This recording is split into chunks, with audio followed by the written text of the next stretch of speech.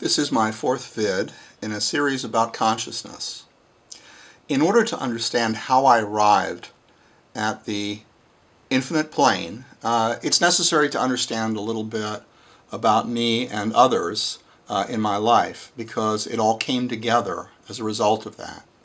First off, I am bipolar, and the form of bipolar that I have and my mother had and her father had was a very steady state of hypomania, slightly above normal.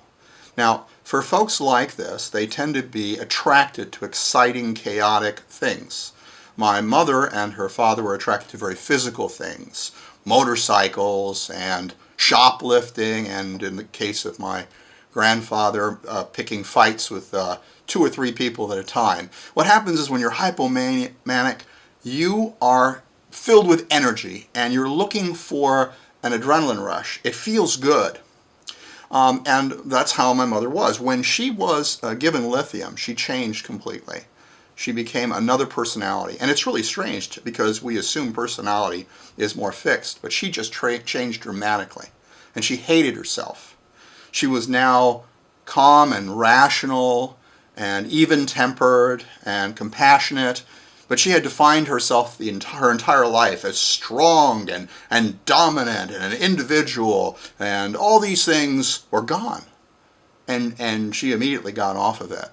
Because when you've been one way for so long, your entire life, and you assume that's who you are, and you take something and you're no longer that. And it's not that she was sedated or anything. Her personality changed. And there's some really interesting implications there. Certainly not all aspects of her personality, but dramatically. And that's how everybody that saw her during that time felt. Now, for me, and I hadn't realized this until just before the infinite plane, my choices in women were toward attractive, highly intelligent, but crazy women. For me, that excitement was there. So if there was somebody that was nice and normal, who liked me, and my friends would say, hey, she's perfect for you. Why are you going out with this one? I wouldn't think about it. This is the one I want. This is how I feel. Because I was hypomanic, and that's where my frequency was at. And I had antennas for that. So when I met Alex, and I'm changing some of the names here, this was through tutoring. I was 28, she was 20.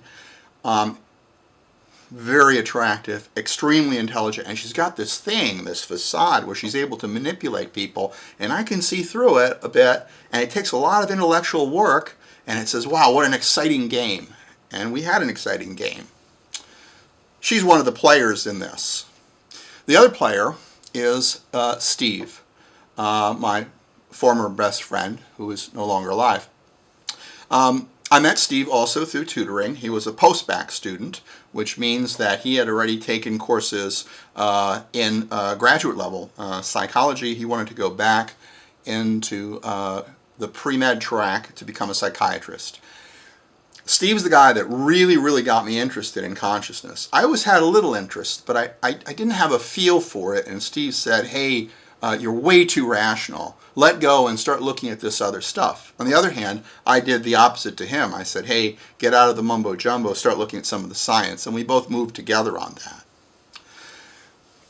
Well, so the story is that when I met Steve, he was hopped up on amphetamines. I didn't know it, and I was hopped up on being hypomanic. Now here's the thing about being hypomanic for me. I learned that there were certain advantages and there were certain disadvantages. The disadvantages are you lose the lower end of the scale of human emotions. You're no longer able to feel sad, literally, for years at a time. You can't feel it, and as a result, you can't empathize well with others, and you go too fast and go off in different directions. So I consciously set up a program in my head to compensate for this, because what else could I do? I couldn't naturally feel certain emotions, so I couldn't connect with people on that level. And I needed to slow myself down and not go off on tangents. And instead of that coming naturally, I built a program to feed back to be in a certain place. I was still hypomanic, but I was very effective, and I could process lots of information more quickly. I had more energy than anybody else, and I was able to build a a business that was just incredible, except for one thing. When I look back at it now, I remember how it was. It seems utterly insane because I was operating so fast that it's scary. But it didn't feel that way then. And when I met Steve, he was operating at a high level, and I let go of all the restraints, and I tutored him going 100 miles an hour, and he's very, very bright, and he understood everything. And then we started talking and chatting, and also at 100 miles an hour. At last, it's such a effort to constantly keep myself down when I'm hypomanic, and here's somebody that's at that level. And we also found that we shared interest in psychedelics. Keeping the story in with some constraints, the bottom line is that I met Alex, and we were dating for about 9 months. We went up to Gainesville together. Everything was pretty good. She was fun. I was crazy about her. But I didn't know that her ex-boyfriend in New York was actually still her boyfriend. And she'd taken one trip to New York to visit family. But I found out about this. And Steve had invited me to come back to Colorado. I had been there in the summer. And in the summer, we had walked out to a lake bed. And then the lake bed was, it had these signs all around it saying, radioactive, do not wade in here. People were water skiing, but, you couldn't wade. So I asked Steve about that, and he said, yeah, before the Cold War, there was the Rocky Flats nuclear weapon facility before the Cold War ended.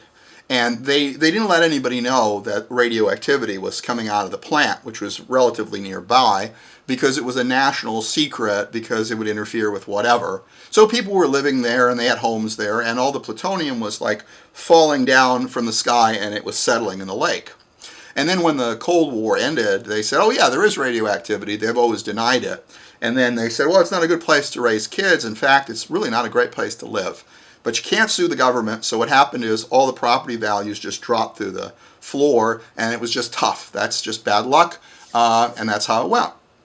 Well, when I went back to Colorado during the winter, the plutonium wasn't an issue because the lake was completely frozen over, and with wind chill, the temperature was minus 12. And that's where I encountered the infinite plane. But it turns out that as far as Alex goes, I had say, hey, why don't we go visit my friend Steve? And she said, oh, I don't know, maybe whatever. And then I found out, I overheard a conversation of hers when she didn't think I was around, that she was going to see her ex, which wasn't her ex, boyfriend, Kevin, and that Kevin was going to propose to her. And